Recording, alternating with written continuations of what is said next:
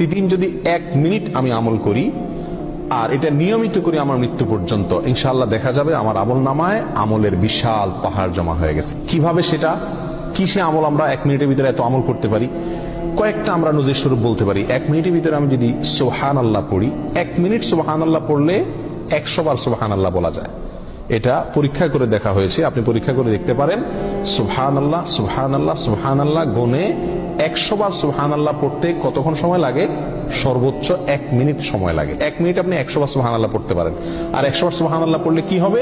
সহিহ মুসলিম হাদিসে আসছে, নবী সাল্লাল্লাহু আলাইহি ওয়াসাল্লাম বলেছেন, কেউ যদি 100 বার সুবহানাল্লাহ পড়ে, আল্লাহ সুবহানাহু ওয়া তাআলা তাকে 1000 নেকি দান করেন। 1000টি বিনিময় আল্লাহ তাআলা তাকে কিয়ামতের ময়দানে দান করবেন 100 বার সুবহানাল্লাহ পড়লে। তাহলে প্রতিদিন যদি আমি 1 মিনিট সুবহানাল্লাহ পড়ি শুধুমাত্র, তাহলে প্রতিদিন আমি 1000 করে নেকির মালিক হয়ে গেলাম। 30 দিনে 30,000। এভাবে হিসাব করেন সারা বছর, সারা জিন্দেগি কি পরিমাণ দাঁড়াবে ইনশাআল্লাহ।